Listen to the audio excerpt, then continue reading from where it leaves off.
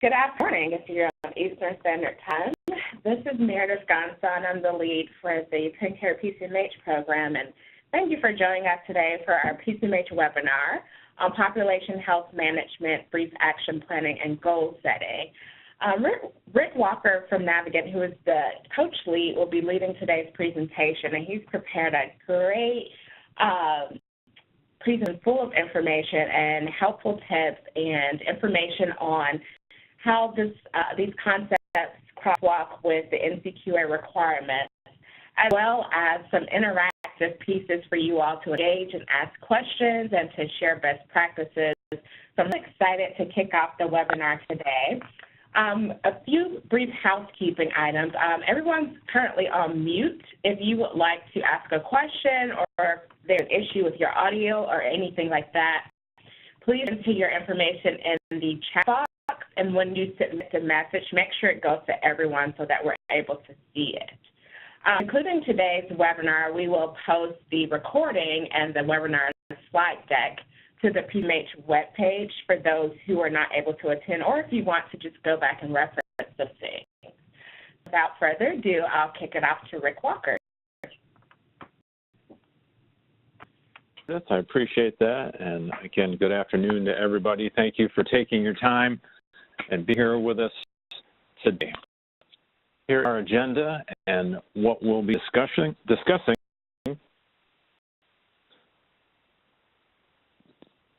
And we'll jump right in. Information for you if you're not familiar with WebEx or have had some issues. This is definitely better if we get involvement from you. Because we're working this every day, and you have a lot of great advice. So many of you are doing amazing things out there, and I would love to get any ideas, thoughts, comments, concerns, and that from you. So as Meredith said, please use the chat box or raise your hand and make sure that we get to you. And I'll ask for some input. I'm in person. That awkward silence is over the web, so it's a little more awkward, but I'll probably go about 5 or 6 seconds. If I don't hear anything, we'll move on. For view, many of you, if you're wave 1, you probably see this stuff in your sleep. If you're wave 2, you're just learning it and all the little acronyms and everything that goes on, but the 6 concepts, NCQAs, PCMH, model. And today we'll be specifically looking at care management and support. And as stated, we're talking about population management and brief action planning. And brief action planning, we're going to do this looking at how to help those patients that we've identified for care management.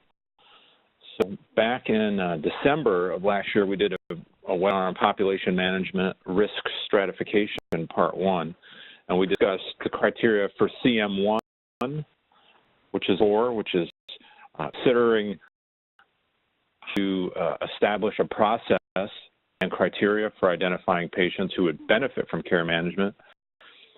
2, which is a core requirement, which is monitoring the percentage of your total patient population identified through this process.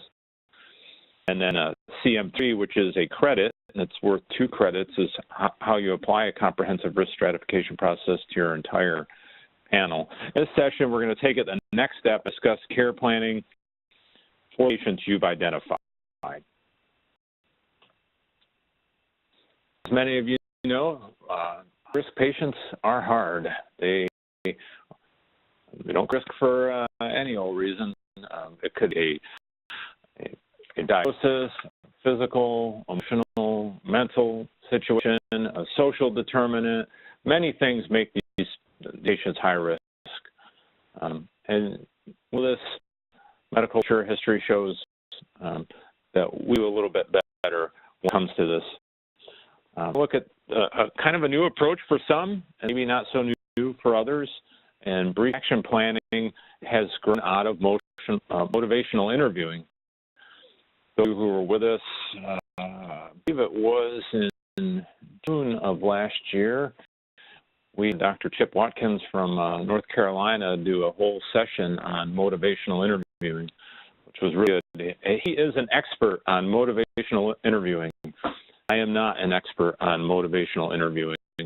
However, presentation is taking the expertise and put in place in a way that we can use it to help us as we establish care plans for them. So in the spirit of MI, described by Miller and Rolnick, they are the founders and researchers who established this approach.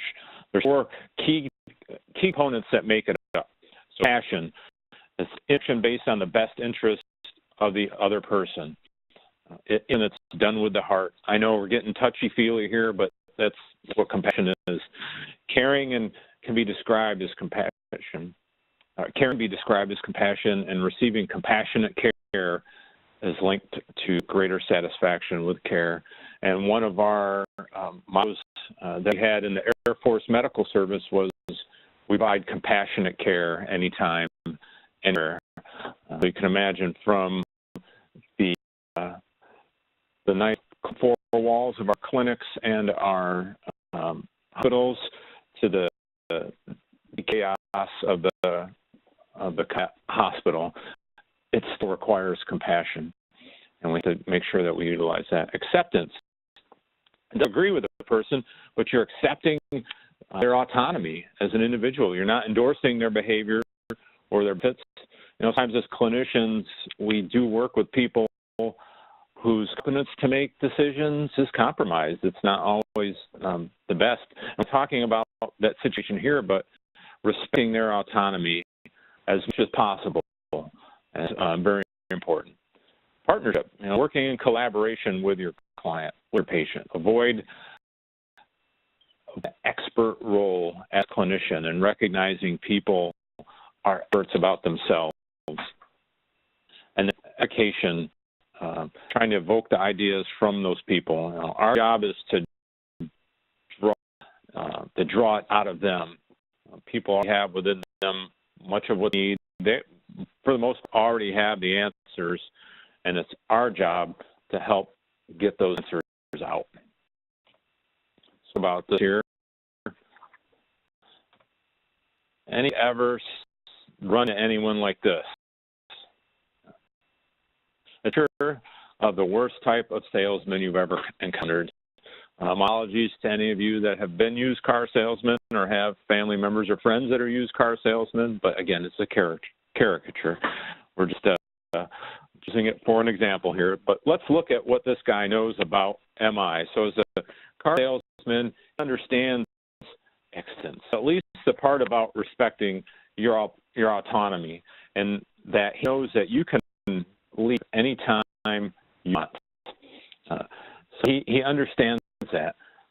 He understands that there's a partnership. He's working to be a partner with you, especially when you're negotiating the deal.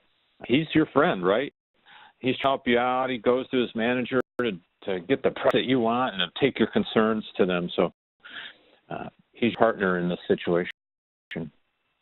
How is he using evocation? Well, he's asking about the features that you're interested in. You to talk about what's important to you, and using that for his benefit as well as hopefully ours, and selling you this car. But what I feel most of him is missing? Exactly. Passion. Passion here doesn't have compassion. Some of us have had the experience to manipulate you. Well, we want to deliver MI with compassion because we care about the patient's best interests. Yes, they're not manipulating them and taking over from them. SAPE, as the acronym goes, something that we put over someone as a sign of respect, or something that protects them, for example, from the cold or bad weather. So it's the spirit of MI we're protecting the person. We're creating a space for them to work change, making it a safe place for them. It's a way of being with someone. It's not tricks, it's techniques. It's about being present and partnering with that person. Some of the things we know that work: persuaded, telling. My wife hates me for this. No, my wife doesn't hate me. She hates this part. I was like, no one's going to tell me what to do that way once in a while. But one of us like to be told what to do. Guilting. Some of us know that are really good at guilting us or others into doing things, and we don't want to do that with our patients. Fearing, if you don't do this, this is going to happen, and warning. It's all called the reflex. It's kind of that we want to make things right when we see the problem. But motivational interviewing doesn't try to right things. You were trying to persuade, cajole, inform, or change the client's behavior. The change's got to come from them. It's got to be from within them. And to succeed at motivational interviewing, we as the clinicians have to resist the writing reflex. Assumptions and mistakes we make. We often believe the patient's ready to change. How couldn't they be? Why would they not want to do this? Stop doing that. Start doing this. And we have to ask ourselves, what about ambivalence? Are you feeling ambivalent? What are some things that you feel ambivalent about? How about one? Honey, where do you want to eat? I've had that conversation. And what's the typical response? It doesn't matter. I don't care. And just for your information, I have this restaurant, as a matter of fact, Highway 331 North in Holland, Home, Alabama. It's just south of my area. There's a restaurant called It Doesn't Matter. So if you ever don't know where you want to go or where you want to go to eat, there you can go, Highway 331 in Alabama. Ambivalence is normal. Think about it. We're ambivalent about some things we just don't care about. But if we're ambivalent about everything, especially when it comes to our health, that issue. Here we have to avoid those, the clinician. We're supposed to be fixing this for them, all right? So no fixing. Remember that. And we're getting into some questions here that will remind us that it's not our job to fix them. It's our help them moving. Because here's what's important. We all know this. Buy-in is key. And many of you that I've worked with already know this. When we're trying to make changes either to a workflow or a process in our practices, getting buy-in of the staff is important. Because if we get their buy-in, they're more to do it. Same in this case with and care management. Getting them bought in is the key. So a lot of pictures coming up, a lot of things popping in and out, but it hopefully will all make sense. Walk through it. Pretty good. So here's a big eye chart. It's a diagram in action that we just have been talking about here. We're going to go through each step briefly and talk a little bit about it. As you can see, it's color-coded. So the blue are 3 questions. And there are yellow and green, and those are 5 skills. The green skills are used every time, and the skills are used as needed. What's important here is the words in the flow chart are chosen much consideration from the experts, and using them exactly as they are is key, unless it's specified anywhere else in the literature or in other examples that could be changed. So this thing, it's really a closed question, but people rarely answer it that way. So asking them, is there anything you have to do on your health? And next we do about that question. careful not to be directive. For example, we want to say something about, like, is there anything you want to do about your diabetes? Then that wants to do something about the topic and haven't articulated to that to us at all. So change the word health, for example, a general term like yourself or your current situation. So is there anything you'd like to do for yourself in the next week or two, or for the current situation you're going through? Is there anything you want to do to improve your health in the next week or two? You're making a judgment on the patient's health. What are the typical responses? Sometimes they actually have an idea. Fantastic. Saves us some work, and it means they've been thinking about it. They may be at a position where they're ready to change. The second is they're quite sure what you're asking, or they need some help with an idea. People have a general idea like losing weight, not sure how they might get started. And then the third is that they not be interested right now, something's going on in their life, or they're just not interested. There's lots of reasons people might be interested. Maybe they don't understand what actions they could take. Just feeling overwhelmed, who knows? And we'll talk about that here shortly. But let's get to one of the skills. So that skill on our part is offering a behavioral menu. If the person doesn't have an idea or not sure what they want to do, you as the clinicians can use this menu. People have a broad idea or a general idea, like losing weight, they don't know how to get started, maybe can help them in selecting. And so it's offered in a particular way in the spirit of MI, and this next slide's going to show how that is. First, I want to do before you move forward is get their permission before you provide suggestions. Once you get their permission, to give the ideas briefly, don't be specific, and don't do it all at once. This avoids them shooting it down at a time. There should be variety in your ideas. Like, for example, the issue is weight loss, concern about eating, or if the issue is low physical activity, this means they aren't all about programs to participate in or gyms to join. Ideas that are too specific often won't fit either, so they should be avoided. Send with some idea of their own that you didn't think of, and that's those blank ovals represent. So behavioral menu, you can have paper,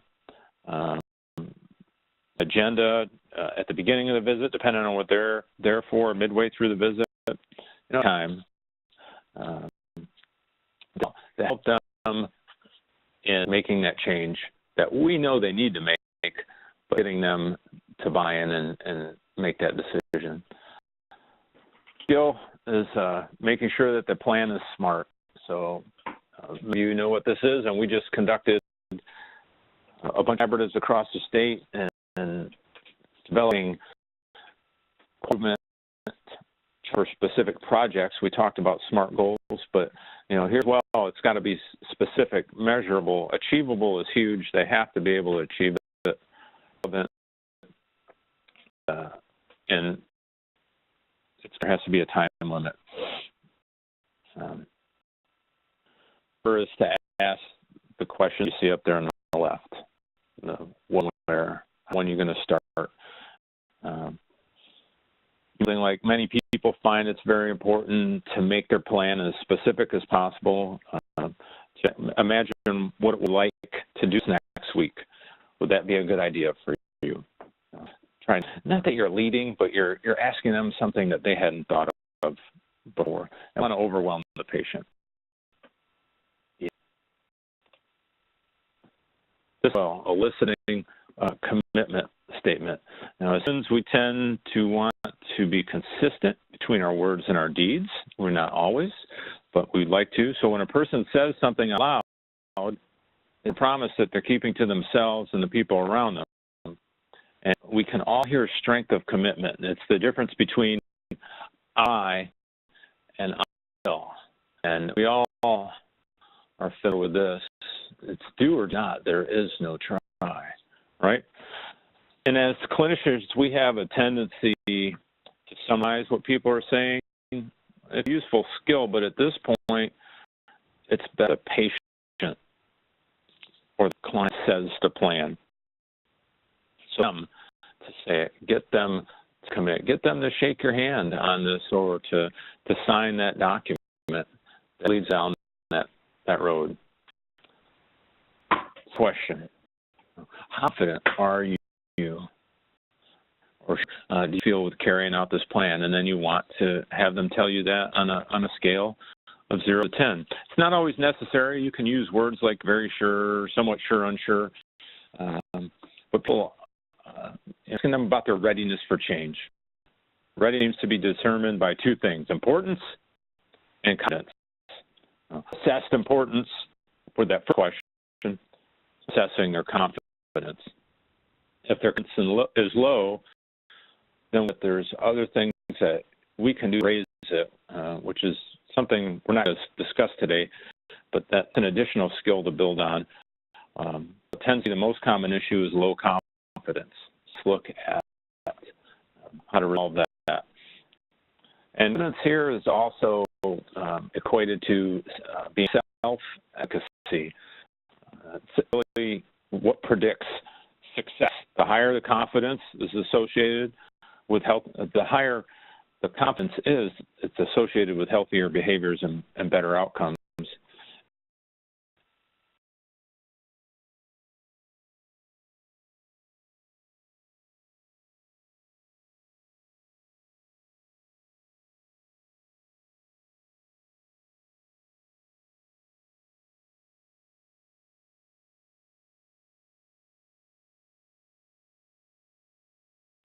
Rick, are you right now? Did you by chance accidentally put yourself on mute?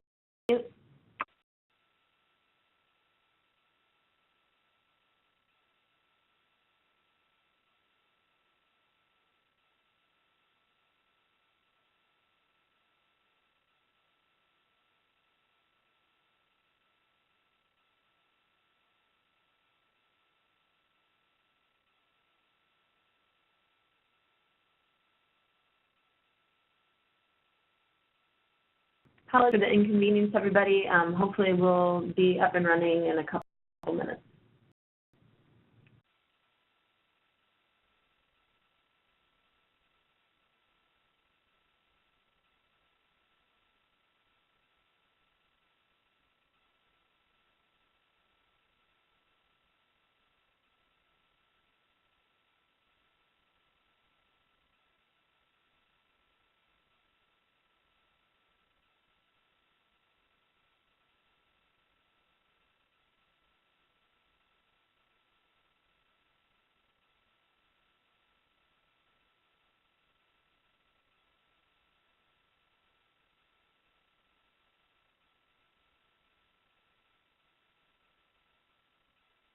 Hello. Okay, good, you're there. Okay. Yes. Thank you. No, I just lost connectivity there. Honest, didn't move or anything. Just who knows? I came in on the weather because the sun is shining and it's nice out, but never know. Get me back on, Christine. Appreciate that. So confidence. Let me get the back up here.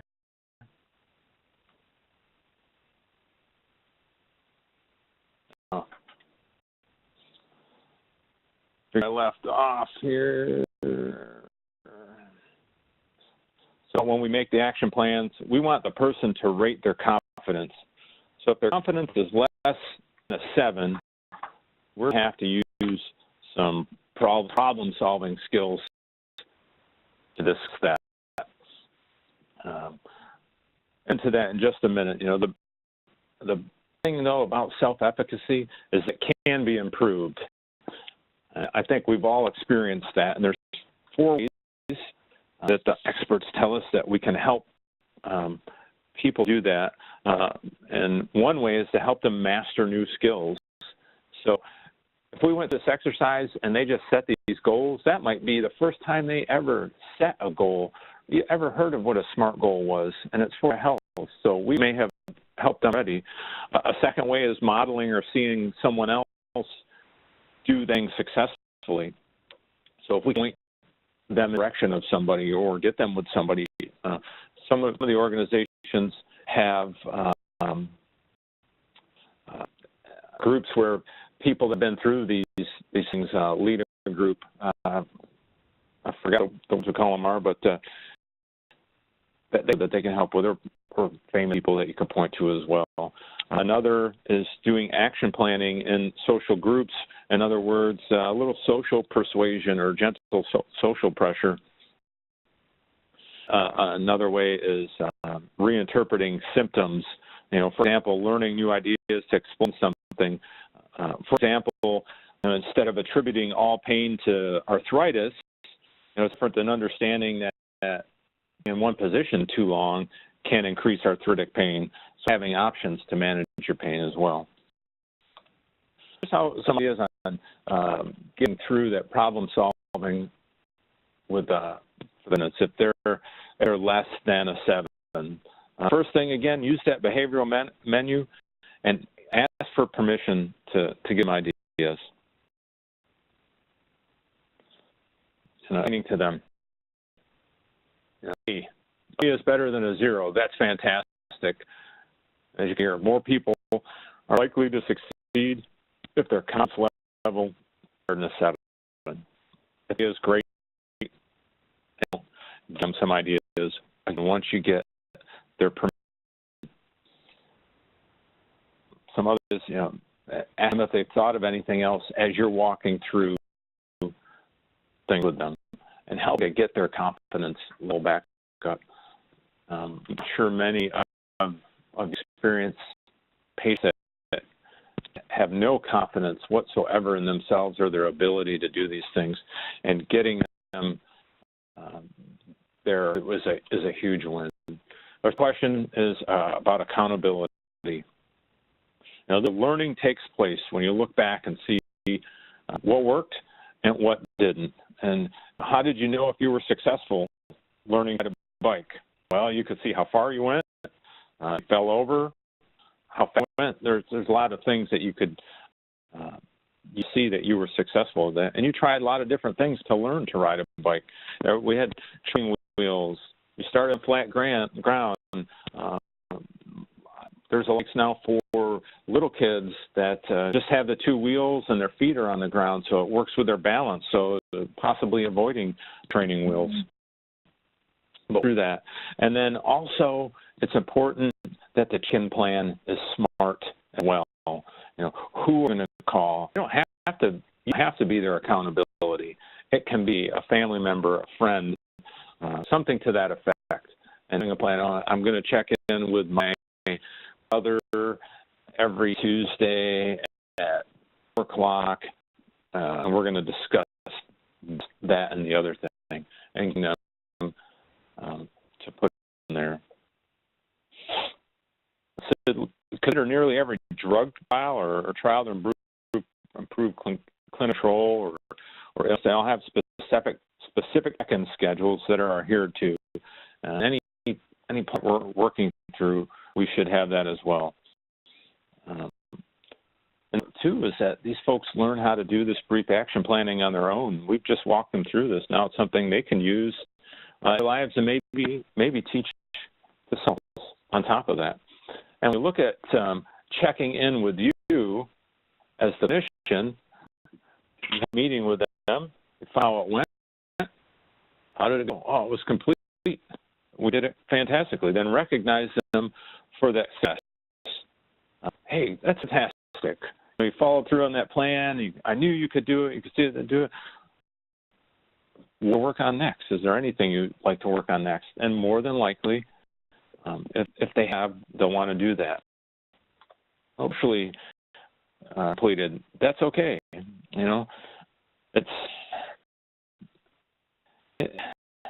It's a tendency to say to ourselves that if we partially completed something, we failed.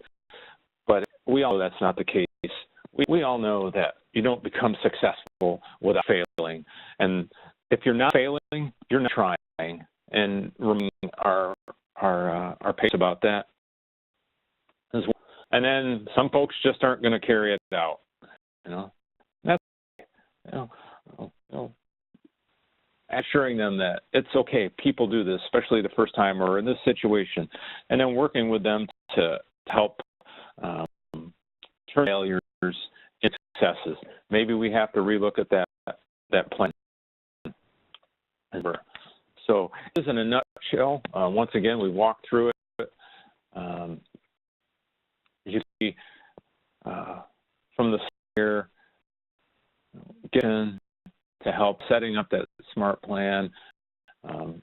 Once they either have an idea or just with that other people have done, to be the sense and not too specific as well. And then getting their confidence level, figuring out where that is, to help them improve their confidence if necessary, and checking in and seeing how that plan went. Now, a brief action planning guide.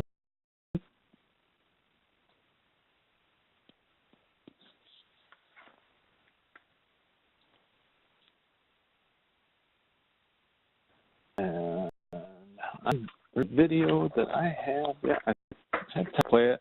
I've got to manipulate my screen here a little bit, so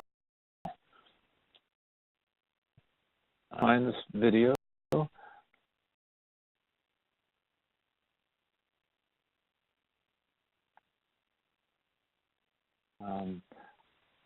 Let me know if for whatever reason the audio is bad, then we'll provide a link to it instead of trying to play it here. If you're on your computer, you're going to have to unmute your volume there.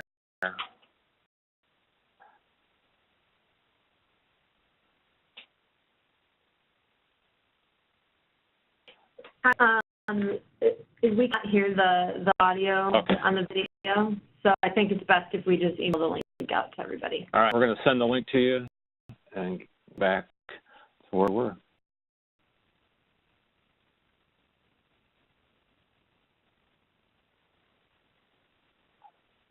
Basically, that video walks through what we just did, but it's good to see how somebody else does it. Some may be already doing this, and you know how to do it, but it's a really good thing to do. So we'll include that link with the slides. So this thing into play here.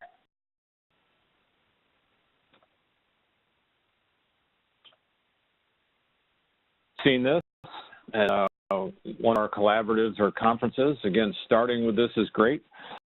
If you have access to the curriculum at all for PCMH, find this in also.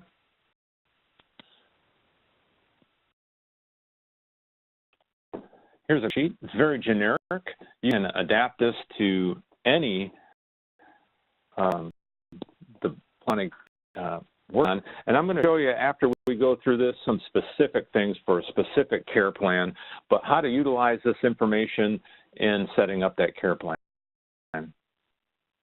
So looking at setting, follow there, what discuss. That thing, is there anything you'd like to do for help in the next week or two? So we're asking that question.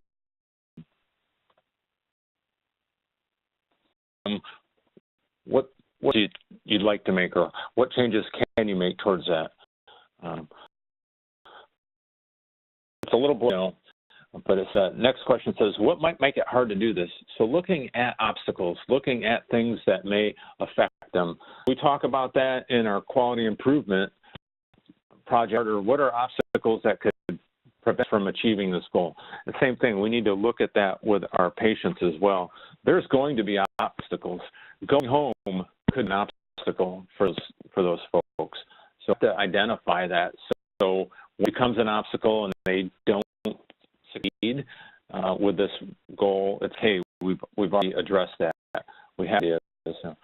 And then what steps, the follow-up, what steps taken to achieve your goal? How hard was it? Well, for people, it could have been super hard. Others, it was a piece of cake. And how are they going to continue this? That's huge. Asking them again if they'd like to change their goal. Maybe their goal ultimately, for example, we use weight loss, maybe is to lose 50 pounds, but it was to lose 5 pounds over a month or two. Came in and they lost that 5 pounds. Maybe it's time to move on to that next one. And this is the one here. So we look at this and we look at the PCMH criteria, see where by doing these going through these exercises, by walking through this goal set form and action planning, you're achieving the criteria to meet CM6, CM7, CM8, right here.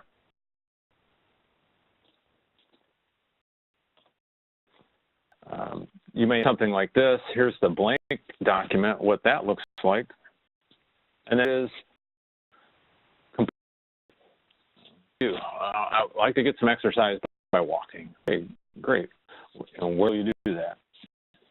When often? Do it for when they're going to start. You see this person's confidence level is at 8, which is fantastic.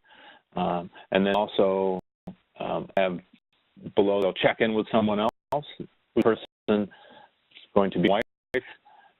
I will check in with her in the evenings over dinner. So they've got that in place. Their goal is to lose some weight. It should be more specific than that, but there's now an example of a care plan and entitled an individual plan for ADHD. This is also in the curriculum as well. And we look at this. So CM01, we have a process and we've identified patients for care management. ADHD is one that we have on for care management. When we use this form, we are meeting all the requirements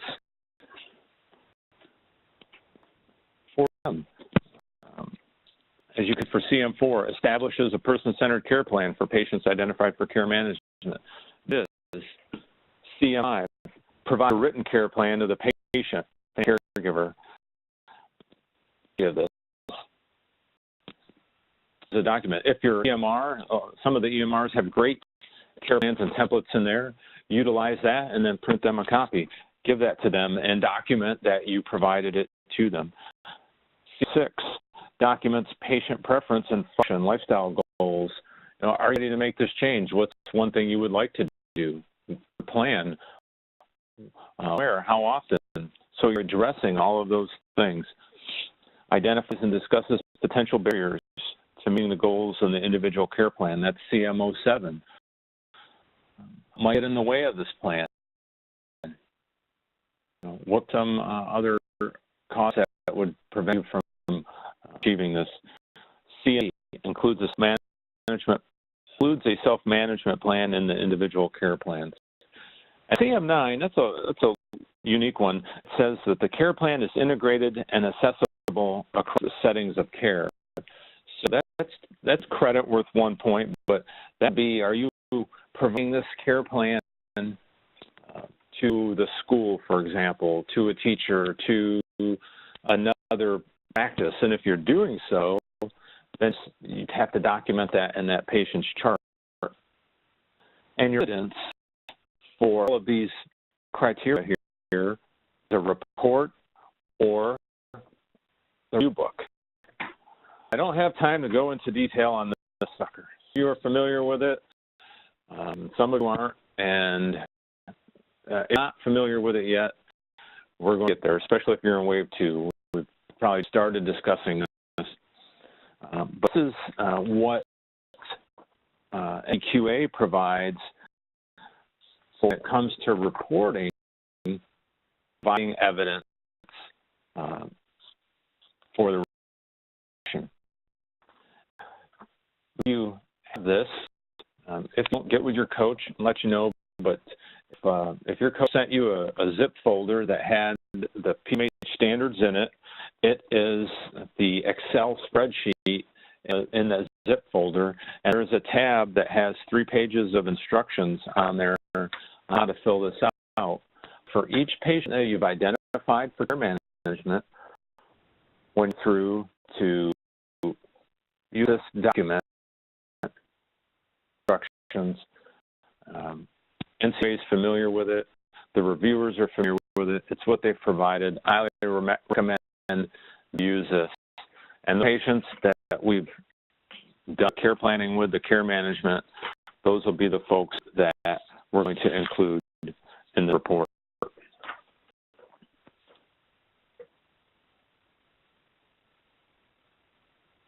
It's slower than it looks. It takes a few times to read through the directions, understand it, but once you get to it, it's pretty easy. It does take a little bit of work to get on, go back and get those patients, but once you get into it and start doing it, it's overall pretty simple. Here are further resources for briefing planning. A lot of information that made up this presentation was from this organization here. A lot of good stuff in made it a lot easier to do it. They're a nonprofit organization. They help individuals and organizations create partnerships that improve health and well-being. I am not recommending them specifically, but this is where I get the information. That video I attempted to show you was put together by them as well. And they also have videos, workflow flow charts, etc. View in brief action planning, setting, and getting care management established for your patients that you've identified for care management. And with that, we have the end of the presentation, and we have left some time for you to ask questions, make some comments, and go from there. The floor is open.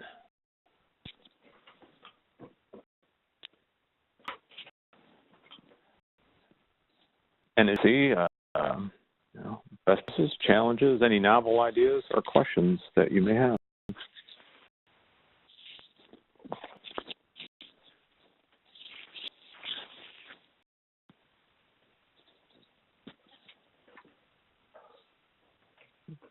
Can raise your hand. You can use the chat box.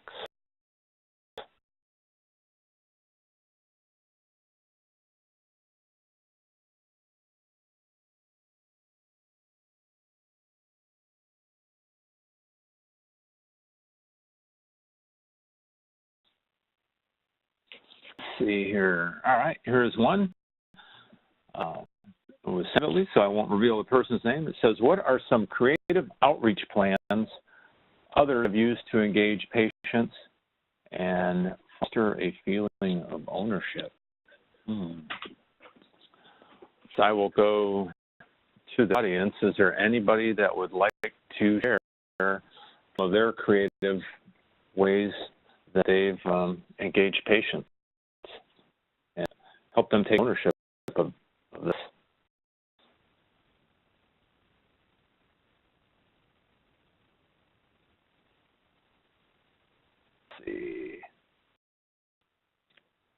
Christy, Sean has his hand raised. Is it possible to unmute Sean? Yeah, actually, it's not because the WebEx call-in usernames are different from the teleconference. But I did message Sean privately to the question.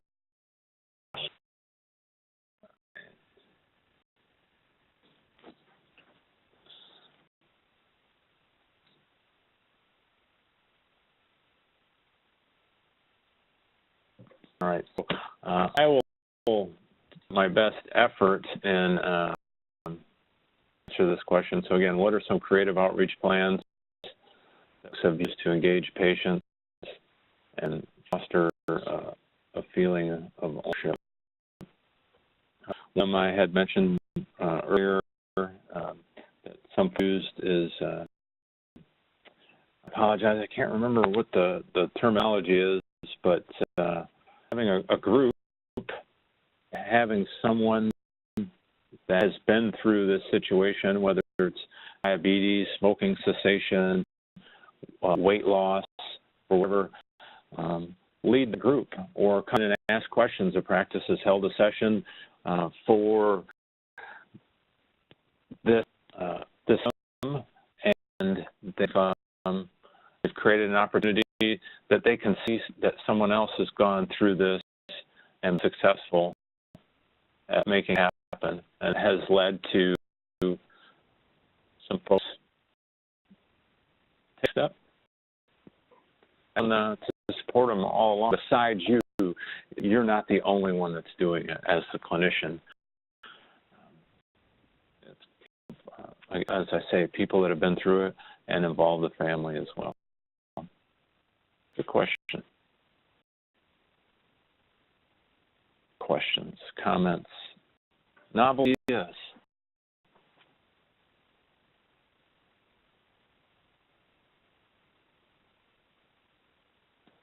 Let's see. Got one from Cheryl here. It says, are other organizations removing patients from chronic care management programs once goals are met? Yes and no. So it's up to the organization. However, what their policies and procedures are and how they have their system set up, and depending the condition is to a point where they're pretty self-sufficient. They are long.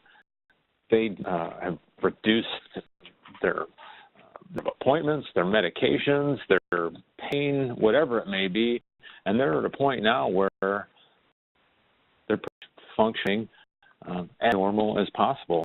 And yeah, folks do take them off, remove them from their management programs. They are still making sure that they check in with them, and then of course they're instructing the patients as well to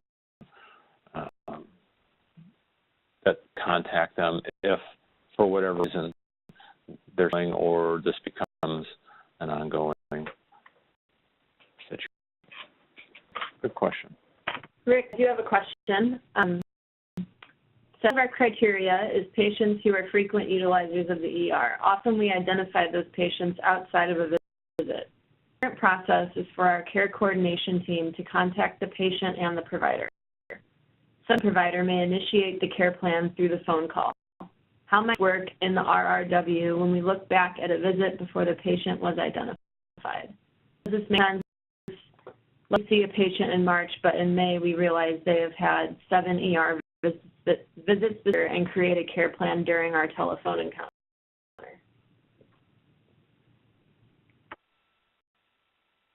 Ooh, that long one. I wish I could read that again.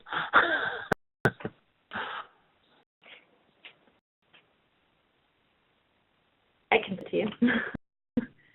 that was to take in. And that to me, look at it. And then back to the question about removing folks, someone mentioned that they don't remove them, but move them to a different schedule of outreach and care management. So there's another option. So what are my criteria?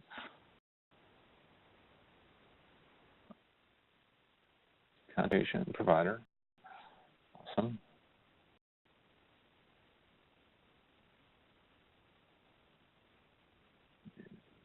How might this work in the RRW?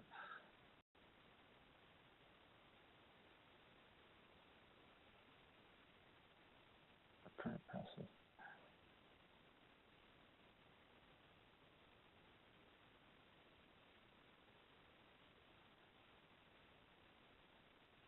We said in March, but we realized I had 70 ER visits.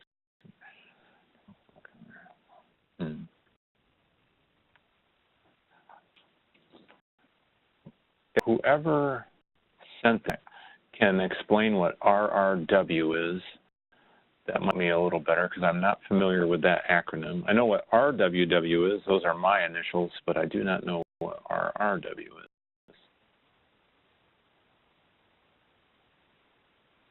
Rec Review Workbook. Okay. I know exactly were talking about. I looked at it as RRW. So,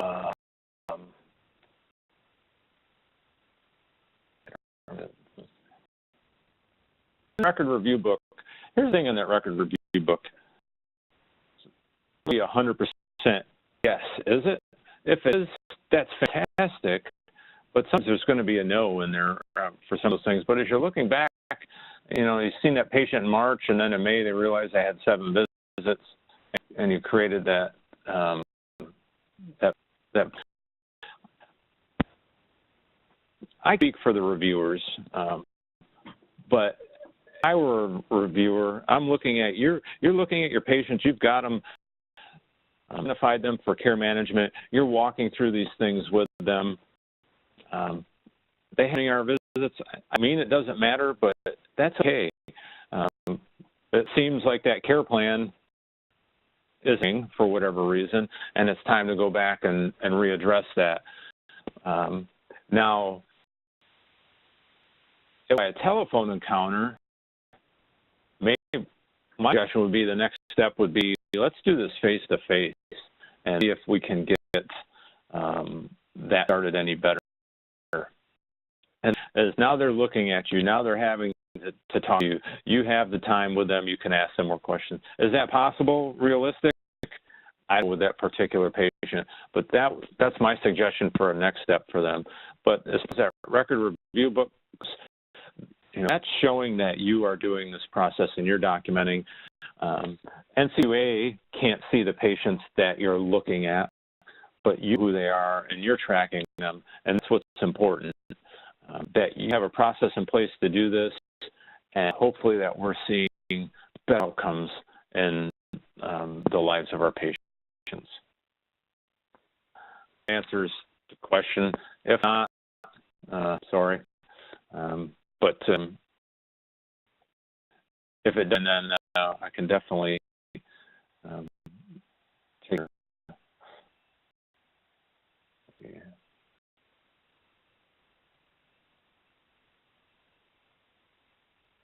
Yep, the NCUA understands that care plans are adjusted as patients' needs change. Yeah, exactly.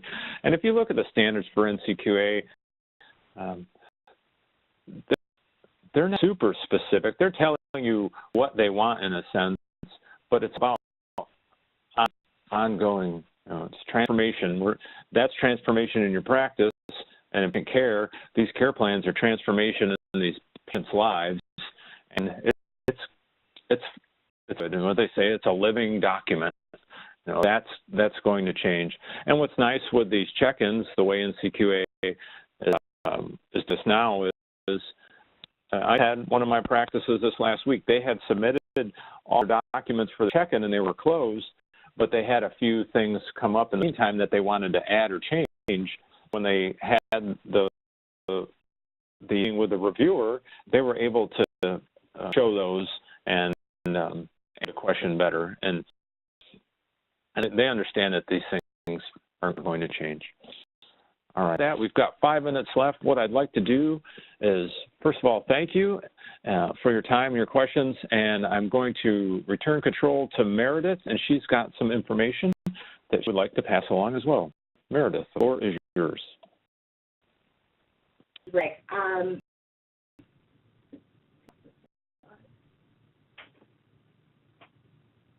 Thank you all for joining us for today's webinar. If you do have any additional questions that come to mind after today's presentation, please feel free to reach out to Rick or myself, and we'd be happy to get responses to you. I also want to let you all know that we have some upcoming conferences for the region. We'll be sending out flyers, and we'll also be sending out information about that as well, as far as how you can register for the conferences in your regions. We also have a small regional collaborative coming up in August that will be sending out more information about registration and dates as well. As always, we plan to post the webinar recording and the slide deck to the PCMH webpage shortly after today. So if you want to reference this webinar, or someone in your organization was unable to attend, be able to the recording and the slide deck. If you all have any PCMH-related questions, feel free to reach out to me as well. And thank you for joining today's webinar.